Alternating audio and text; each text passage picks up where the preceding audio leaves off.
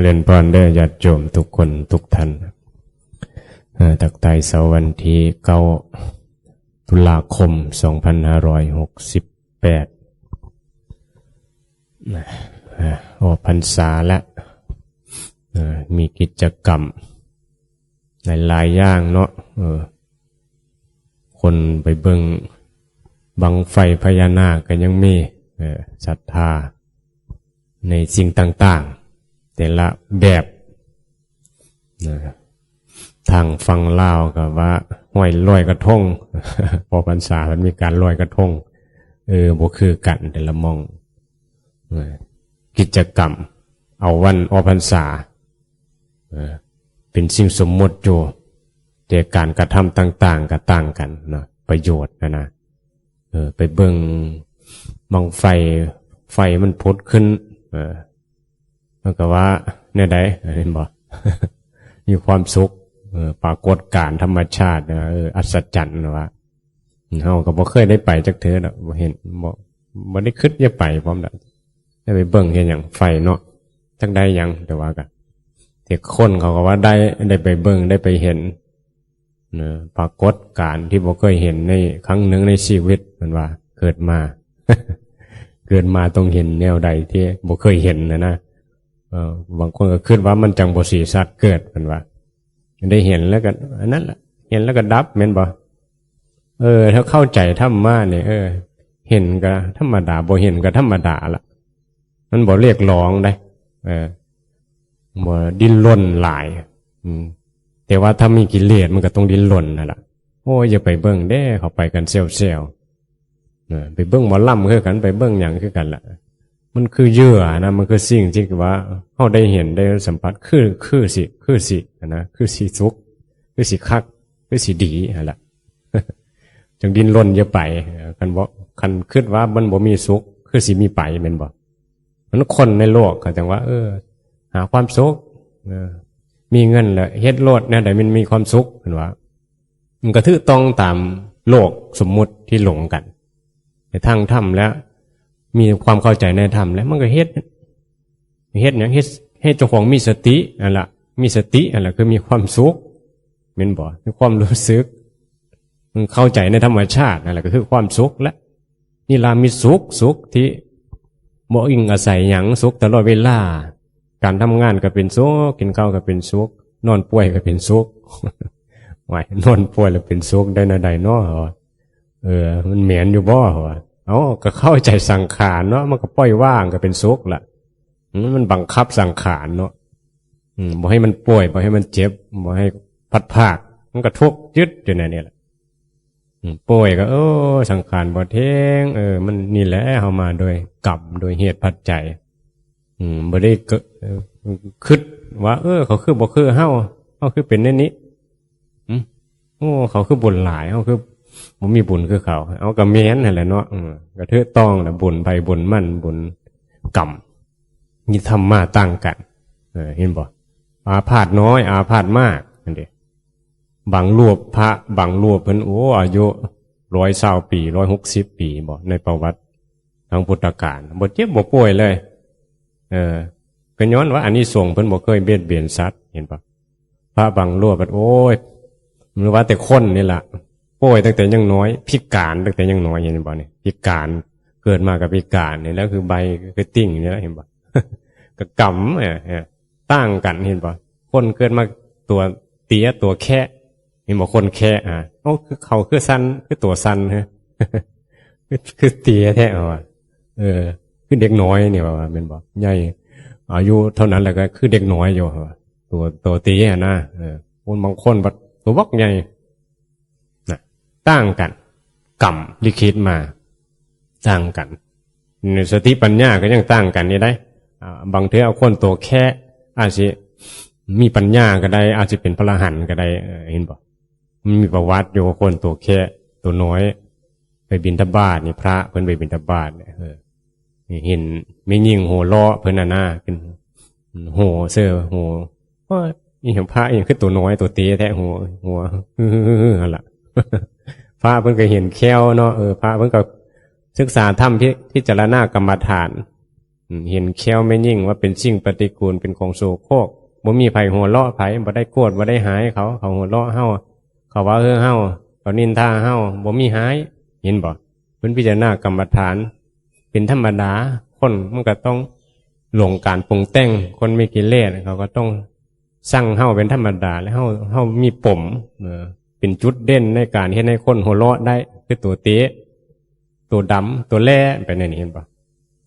มีเด่นบ่จุดเด่นนะเพื่อเห็นเพื่อเฮาไปเห็นคนคือเตะเห็นบ่เฮาก็หัวเราะเขาก็มีได้แม่นบ่ หัวเราะคือเตะนี่เนาะนี่แหละเราเห็นเราพิจารณากรรมฐานได้เป็นคนมองธรรมะศึกษาธรรมะบ่มีไผหัวเราะไปบ่ได้โกรธบ่ได้แค้นมีแต่ความมีสติน่ะเห็นบ่นั่นแหละคือความมีสติความเห็นธรรมความรู้สึกตัวที่บ่หาเรื่องปล่อยวางกับสิ่งปรากฏเลยบรรลุเป็นอรหันต์ย้อนไม่ยิ่งหัวเราะเห็นบ่ตัวเตี้ยอยู่คนหัวเราะอยู่แต่บัดนี้เพิ่นบรรลุอรหันต์แล้วบ่ทุกข์ละ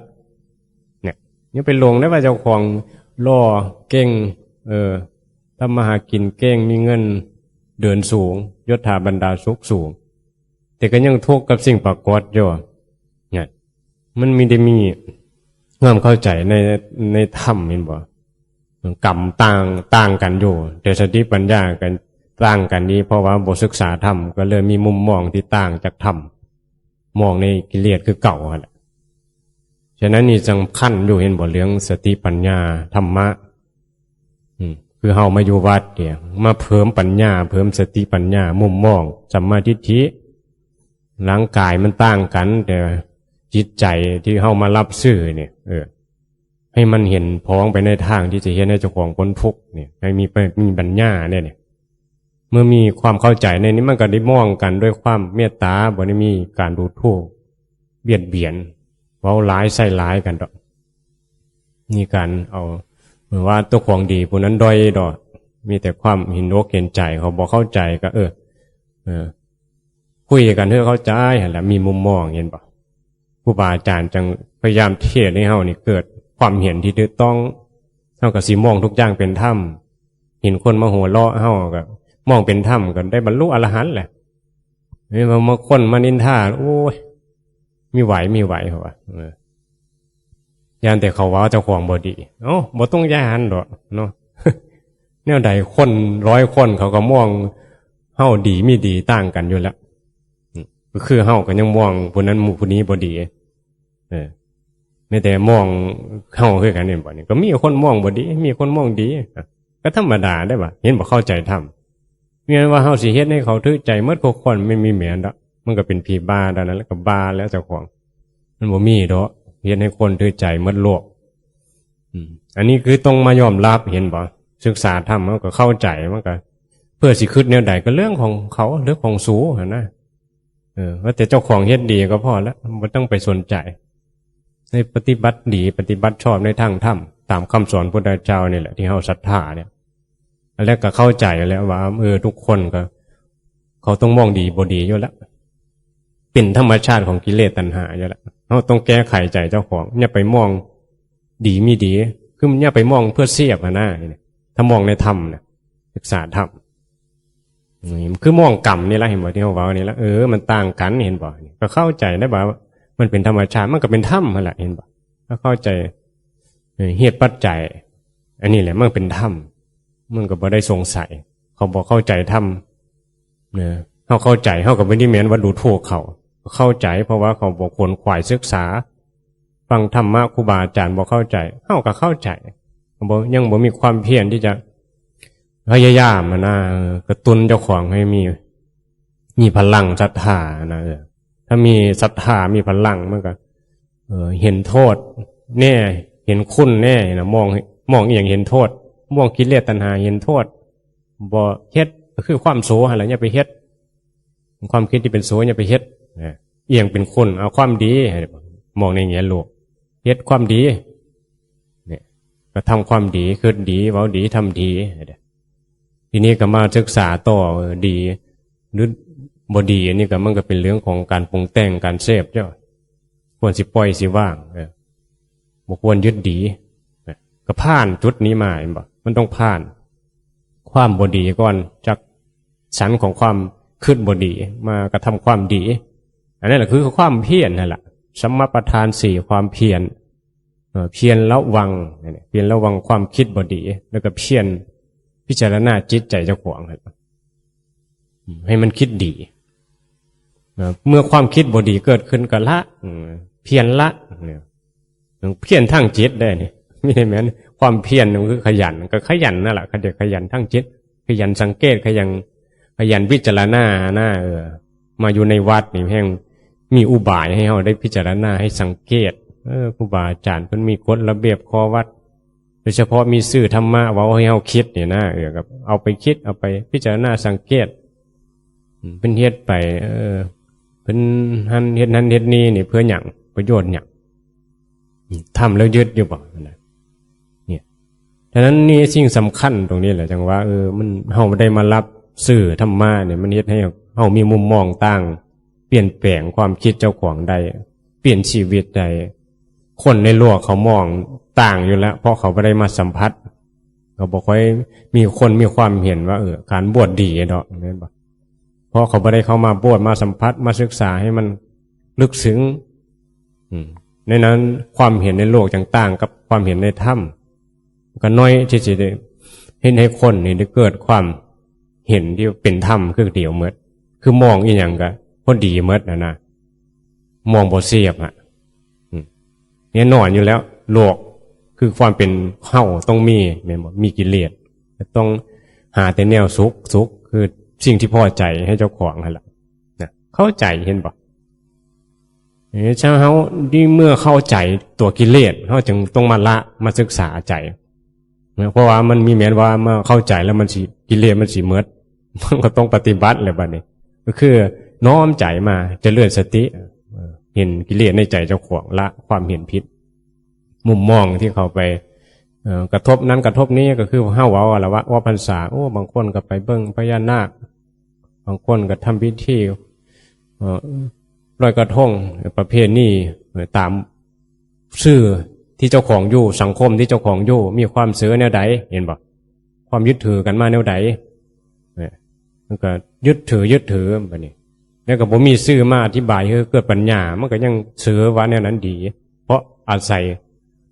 ความเสือมูมากหลายกว่านะโดยที่ว่าเจ้าของก็บ่ได้แยกบ่มีปัญญาที่จะ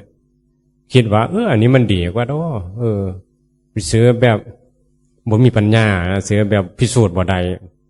อันนี้มันพิสูจน์ได้เนี่ยทุกสมุทัยนิโรธมรรคพิสูจน์ได้เนี่ยบ่ทุกข์ได้แม่นบ่ก็เห็นรูปเสียงกลิ่นรสปรากฏเนี่ยมันบ่ทุกข์ก็ได้เนี่ยก็พิสูจน์เลยแม่ก็มีสติไปหาเรื่องกับสิ่งปรากฏอันนี้บ่พิสูจน์พอเห็นรูปงามก็ลงไปว่างามว่าสุขก็บ่ศึกษาบ่มีสติก็พิสูจน์ได้อยู่เนาะพระพุทธเจ้าสอนให้เห็นอยู่ว่าโง่มันโง่มันหลงว่า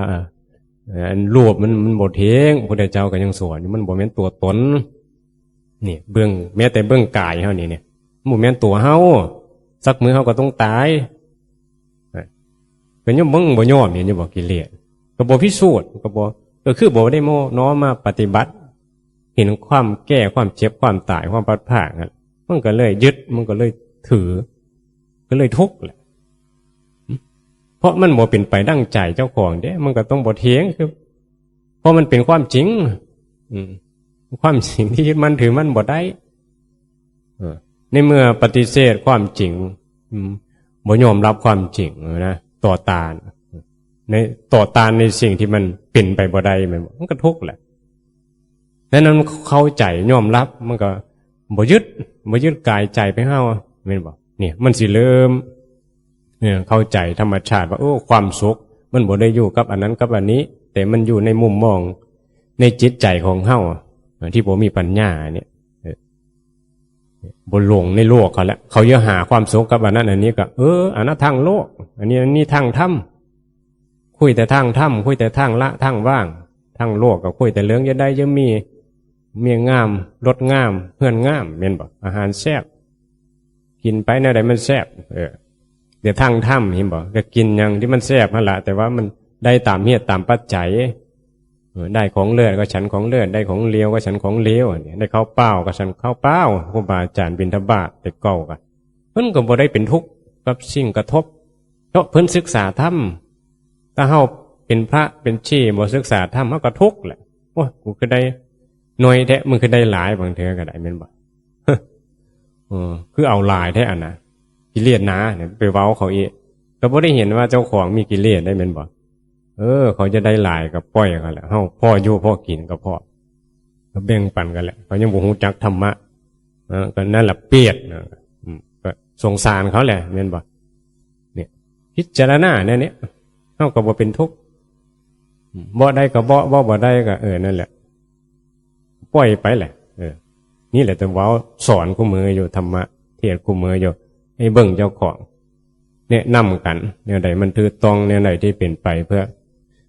ทางที่จะให้พอเจ้าของพบเพื่อความสุขติทางไปที่เป็นสุขเฮ็ดตัวให้ดีทำกรรมดีแต่ถ้าอยากพ้นทุกข์ก็ศึกษารูปประขันธ์นามขันธ์ปล่อยว่างรูปกายที่บ่แม่นเฮาศึกษานามขันธ์คือจิตใจเวทนาสัญญาสังขารบ่แม่นเฮาอันเด้สุขทุกข์บ่แม่นเฮานึกคิดบ่แม่นเฮาศึกษาไปแหละอันนี้บ่เข้าใจมันก็บ่ได้ศึกษาคือว่าแหละอย่างว่าหลวงพ่อมันก็เน้นอยู่ให้มันเกิดสัมมาทิฏฐิมันก็สิได้ปฏิบัติคือเมื่อมันเกิดสัมมาทิฏฐิมันก็เกิดศรัทธาเห็นป่ะเกิดพลังนั่นแหละมันก็เห็นแล้วว่าโอ้โลกนี้เต็มไปด้วยทุกข์อยู่เลยโอ้บ่จะสึกละเพราะพรรษาเนี่ยบ่สึกดอกเพราะว่านี่บางคนพระบางรูปได้เห็นบ่เข้ามาศึกษาธรรมนี่เกิดศรัทธาก็มีได้หลายรูปหลายท่านครูบาอาจารย์เพิ่นน่ะมาบวชนะ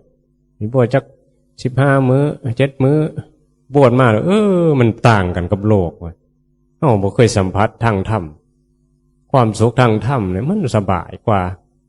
จิ้นล้นขนขวายกว่าสิได้มาเงินทองตะแดดตะฝนให้เป็นเศร้าหายเศร้าหน้าเนี่ยมันบ่ทุกเนี้ยทำมาหากินฆ่าสัตว์การกบการเขียนหาปูหาปลาเนี่ยเห็นบ่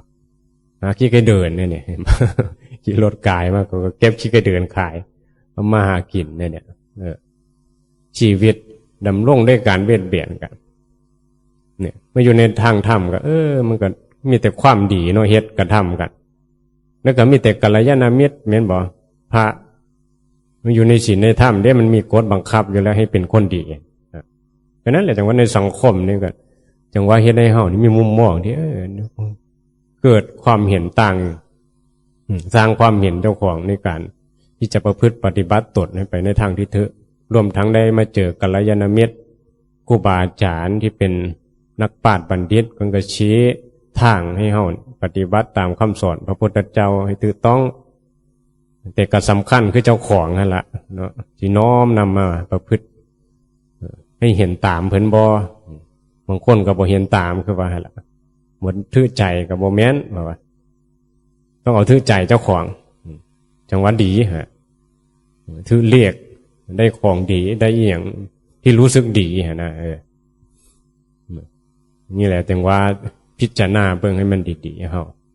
สังคมในโลกมันมีการปรุงแต่งแตกต่างกันเราไปอยู่ในกลุ่มใดก็มีมุมมอง